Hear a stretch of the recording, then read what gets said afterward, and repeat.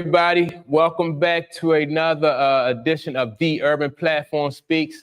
This is a Sunday sports edition. I'm in here by myself doing it, so that's cool though. That means I don't have to no interruptions, and just gonna voice my opinion on what I think about whatever the topic. So the topic for the day though is Lamar Jackson's expectation for the Ravens in the 2023 season.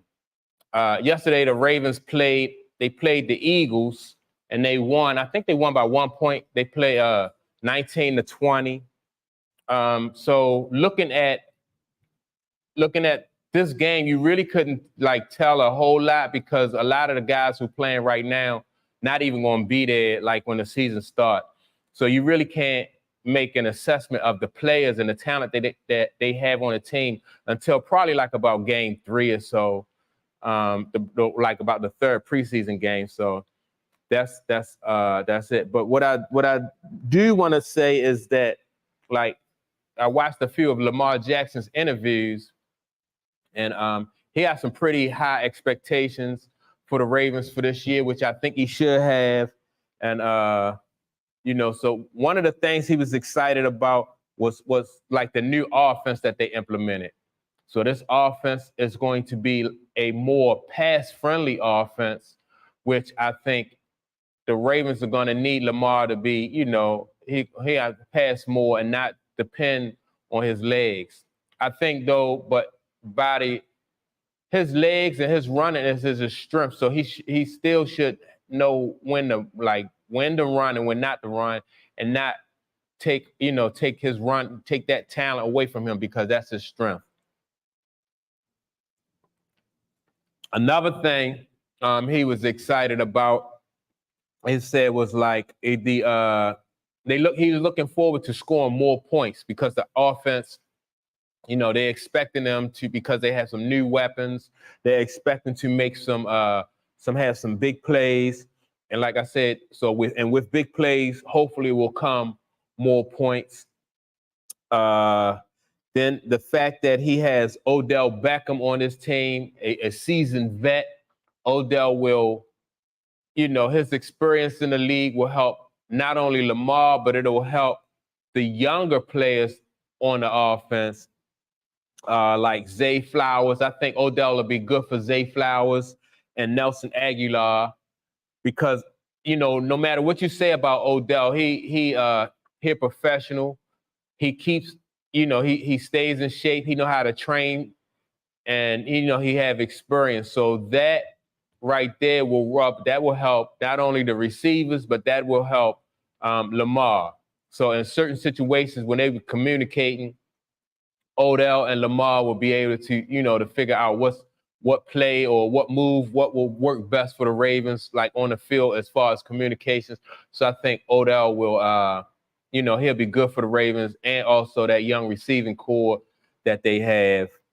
And really, Lamar said he is really dependent on Odell because he's such a dynamic football player, a dynamic wide receiver. And that will, so that'll give Lamar more room for error. So if he off a little bit on his pass, or if he know that Odell will go up and get it, and or at least knock it down, or try to protect him from throwing interceptions and stuff like that. So I'm looking forward to the offense for the Ravens, to do some big things this year. Also, the fact that Lamar just signed a new contract, that's one less thing that Lamar don't have to worry about. Now the pressure will be there for him to perform under this new contract, but that's, because he had the new contract, and that's something, the money is in the bank. He don't have to worry about that. Would be no tension between, Lamar and management of the Ravens. So everybody can just go back to focusing on football, and that's another plus. Also, they have a new offensive coordinator. Like I said, this offensive coordinator is going to bring in. He's going to be more pass friendly, and that'll be good for them.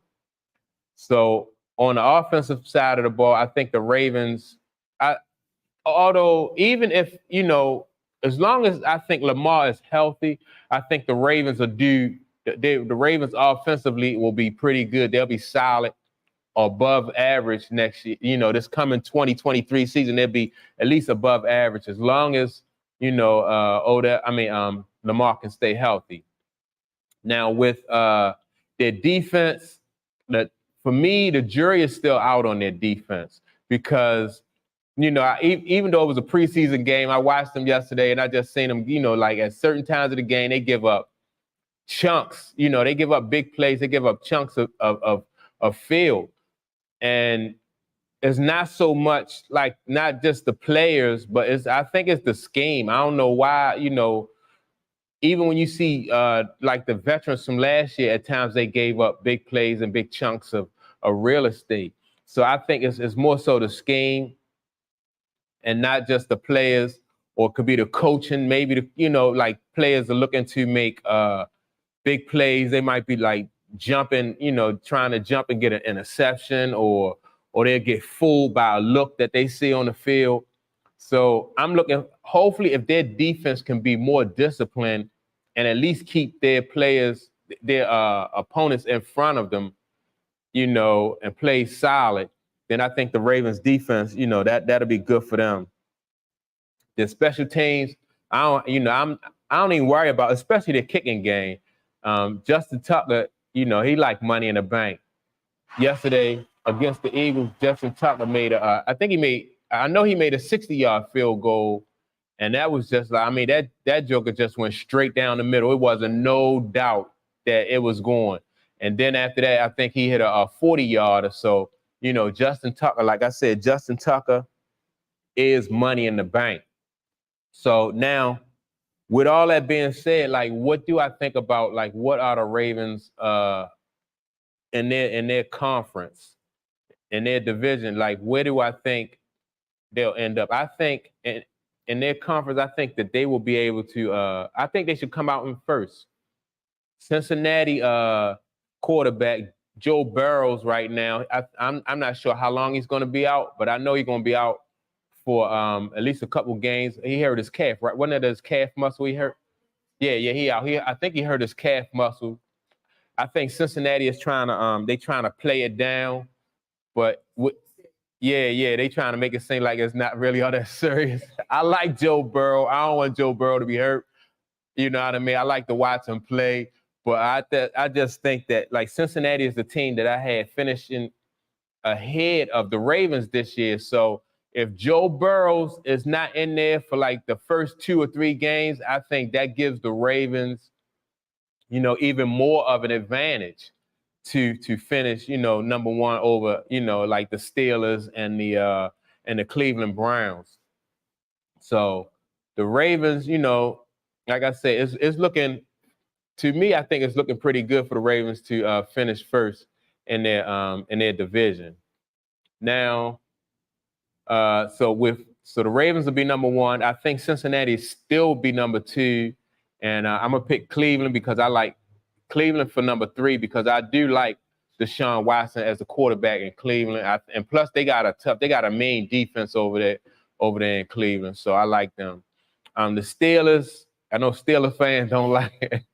I ain't a Steelers fan, but I don't see the Steelers. The Steelers don't have a really good quarterback, or not a proven quarterback. Their defense, I think, is average, middle of the pack. But I still don't think, because this is such a tough conference, I don't think that'll be enough for the Steelers to finish, any higher than last in this conference. So yeah, man, that's those are my thoughts for the Ravens, and I'm thinking that I'm looking forward to the season starting, and the Ravens going, finishing the top of their conference and see what we can do in the playoffs, man. But I'm excited about this season getting started. Did who play? No, Jalen Hurts. I didn't see Jalen Hurts didn't play yesterday for the Eagles. Yeah, so yeah, that's another. I think right now they're just trying to get the first preseason game. They're just trying to get looking at some guys and see who can help your team, who can make your team, and stuff like that. So a lot of the starters didn't play, for this first game. So yeah, I would have been surprised if Jalen Hurts was in there. But yeah, so I'm like I said, I'm excited about this season starting up, man. I'm hoping. Lamar seems to me though like he always work and study his craft. So he's not a dude that you're gonna see, who out partying and doing all kinds of stuff. He always work on the summertime. He work on his game, so that's good. That's a good sign. Yeah. You see him around town sometime, but you also hear about him like he have trainers and people that he worked with in the off season to get his game sharp. So that's good. And now he says that communication is better now with this new offensive coordinator that they have and this group of receivers. So they really focusing on communication. So that right there should help the Ravens on their offense be more help them to gel better on their offense. Now, excuse me. Now I'm getting ready to go on to like a little rant now about the WNBA.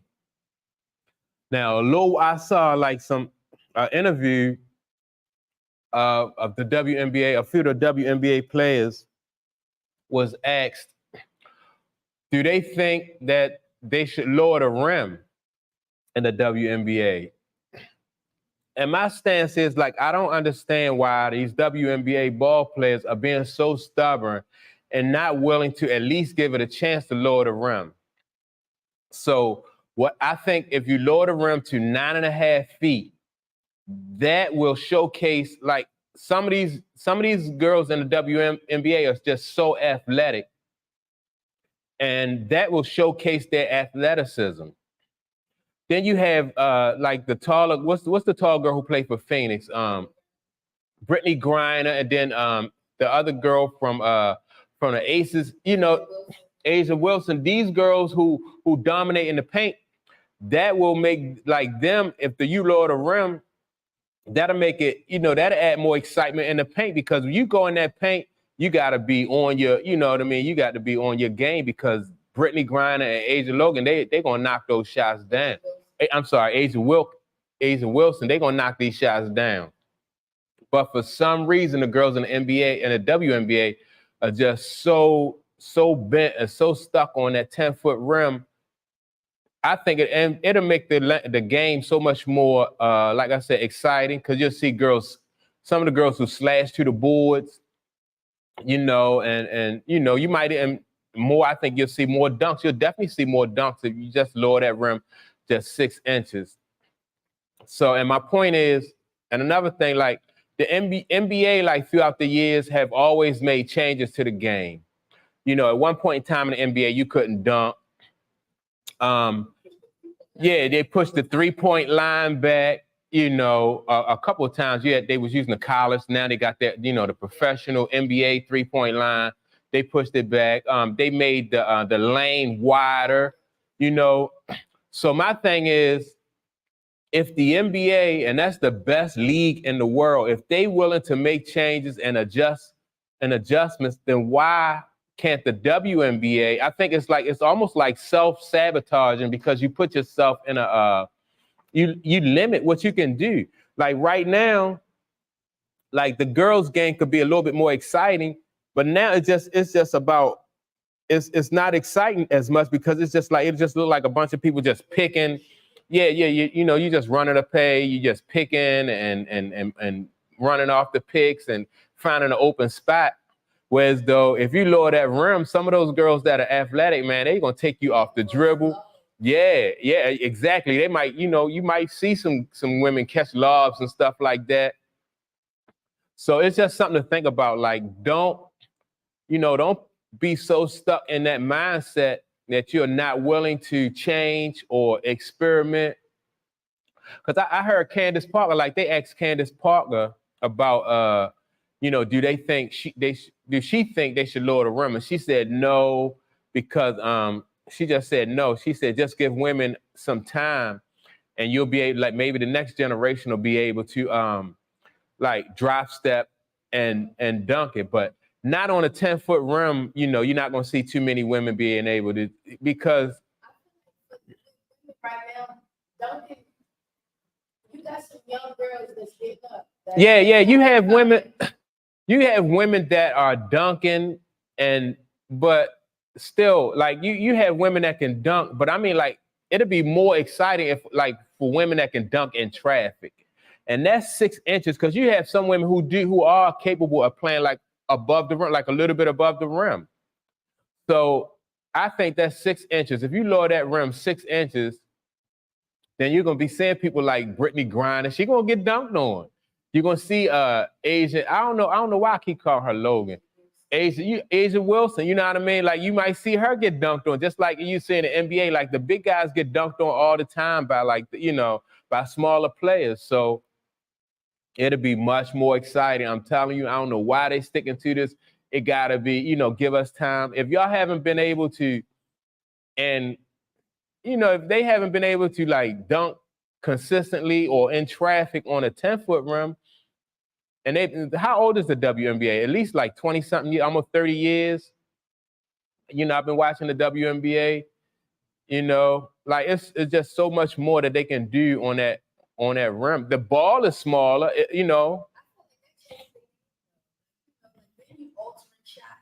Yeah, exactly. Yeah, because you'll have to shoot with a higher arc. If the rim is lower, it will change. You have to approach, like when you drive to the basket, you have to approach the basket. Yeah, I think if you change it in the WNBA, I think in the college too, you make it 9.5 feet. You make it 9.5 feet, because now the women's ball is smaller than the men's ball. So, why not? Why, if they want to be on the men's level, then why not play with the men's basketball too? I just think, right, exactly. Women's hands are not as big as men, exactly. So if their hands are not as big as men, then women can't jump as high as men either. But that's not true for all women. What woman can jump as high? Like, a woman in a WNBA can, like, Brittany, no one would name a woman in the WNBA that can jump like a guard, not a big man, a guard in the NBA. You got guards, I can name a lot of guards who they could touch like the top of the box.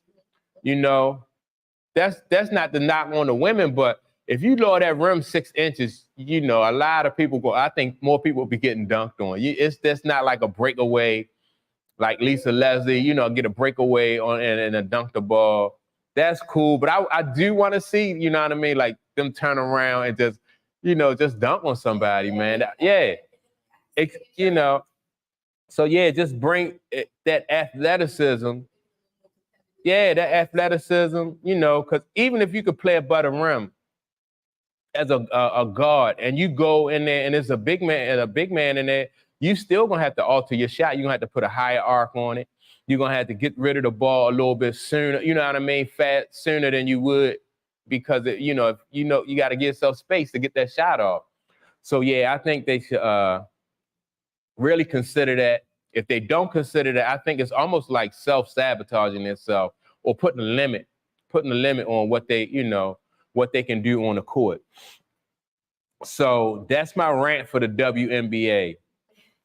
And so now, before I get out of here, I got one more rant. And this rant is about I don't know if you heard about this, Mike. Some Washington Commanders players went to the head coach, Ron Rivera, and complained about the offensive coach or offensive coordinator, Eric Bieniemy. They complained that he's too abrasive, and they don't like the way he kind of, like, he loud and abrasive, so they don't like the way he talked to them, basically. Now, I think that's, like, Eric Bieniemy is a coach who has won Super Bowls. He came fresh off of a Super Bowl win. He coming into your organization, your team, and he trying to get your players to a point where they can change the culture and eventually win some games, going to get to the playoffs, and maybe, who knows, in a couple years, maybe even get to a Super Bowl. But when you have players complaining about a guy who is proven to, that he know what he's doing, that he can, he can change the culture, he know how to run a successful offense. He coached, the dude Kelsey. He coached, he coached Travis Kelsey. He coached a lot. Patrick Mahomes, and they won Super Bowls over there with him.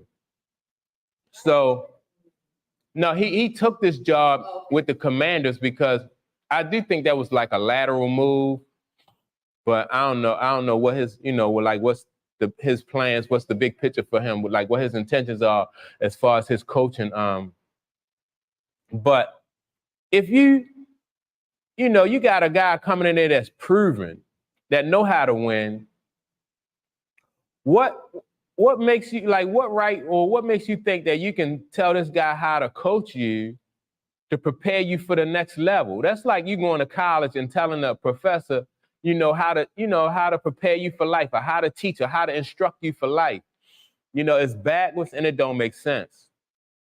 It's a good, him coming over there is a change they might need. Oh, it's a change. They definitely need that change. So they need that. Yeah. And they might be stuck in the league. They might have been doing things for a certain amount of years. Yeah. Somebody can come in and listen to this clown, but it might be the clown they need to listen to. Oh yeah, definitely. He coming in, he changing the culture, and he raising the bar of expectations.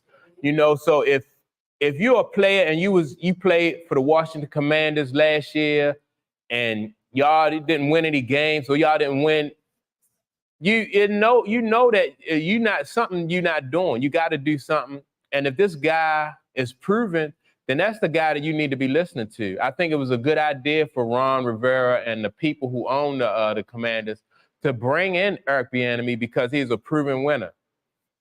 And players who don't want to, win, who not willing to raise the bar, they not going to be there.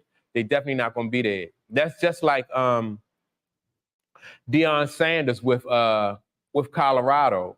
His first speech when he came into there, he said, look, some of y'all not going to be here, because, I look and I see what y'all did last year, and what y'all did last year is not acceptable. I can't go for that. My expectations are high. If you're willing to raise your expectations, then you'll make it. But if you're not willing to raise your expectations, then you won't be here. And what happened? He had a lot of turnovers. A lot of his ball players at Colorado left. That's not a bad thing. That's a good thing, because now he can bring in people who are who want to win, who have the same mindset and goals, and people who are willing to be coached, and people who are willing to be led. Those guys are the guys that's going to be there. So yeah, man, that's my little rant for the guys over there in DC who think that they can coach. I think it's funny, man. I just think, guys who never won nothing, granted, you professional athlete, but it's just a whole nother level and a whole nother mindset. The bar is a lot higher when you want to start winning games, and you want to start having a winning culture, and you have an opportunity to play with somebody or play for somebody who knows how to win at that level, knows how to prepare at that level. And, but I think some of those guys who complain to the head coach about the offensive coordinator, I think that, they did themselves a disservice. Hopefully, if, they can get themselves back on the right track. And if they don't get themselves back on the right track, then they won't, they won't be there, because, the bar is this guy, Eric Bieniemy, he just set the bar. And if you can't reach the bar, you probably won't be there. So yeah, that was my rant for the WNBA and those guys and the Washington Commanders who want to coach. They want to play and coach, man. So that's some funny stuff. But let me know what y'all think about what I say. Let me know if you agree as far as like the WNBA. Leave a message if you think that they should lower the rim, and showcase those girls' athleticism. Also, let me know what you think about, the guys in DC who complained to the head coach about the offensive coordinator. Do you think that was right? The right thing for them. And another thing I think is like you have a chain of command. So if you have a gripe, you should go to the coach that you have a gripe to. You don't immediately go over his head, and try to go to the head coach or go to the owner, because that don't make you look good. You going over somebody's head. You got to follow the chain of command. So that was another mistake that these guys made. They should have talked to the coach, which if he as abrasive and loud as they say is, he probably would have told him, he probably would have put him out of his office anyway. But he would have but one thing I do like about what he said he is your biggest critic, and he is your biggest fan. But in order for him to be your biggest fan, you have to be you got to be coachable, and you got to be willing to raise your bar and play at a higher level. So, and if you got somebody like this dude Bieniemy in your corner, I think that's a good thing. So I don't get it, man. And if Tom Brady can play for Bill Belichick all those years and not be complaining and stuff like that, then, I don't know who the guys was who complained about Eric Bieniemy, but man, y'all, I don't think it was a good look. So yeah, but let me know what you think about, the situation in DC, where the players right. Was Ron Rivera wrong for going public with this information about the players who complained about the offensive coordinator? Yeah, I'm curious to know what y'all think about it. But so that's it for me. That's all I got for today. Mike, how much time I've been? How much? Oh, okay, yeah. So yeah, man, I like having this platform to myself. That way I don't have to, I get to talk. I don't have to overtalk nobody or worry about nobody overtalking me. So yeah, man. Let me know what y'all think. If y'all agree with what I said, if you disagree, man, I'm looking forward to the input.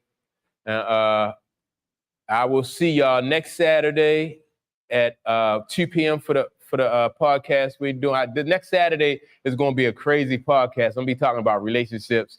I might get my car egged, or it might be something crazy going on. But yeah, make sure y'all tune in next Saturday at 2 p.m. This going to be a crazy show. We're going to be talking about relationships, though.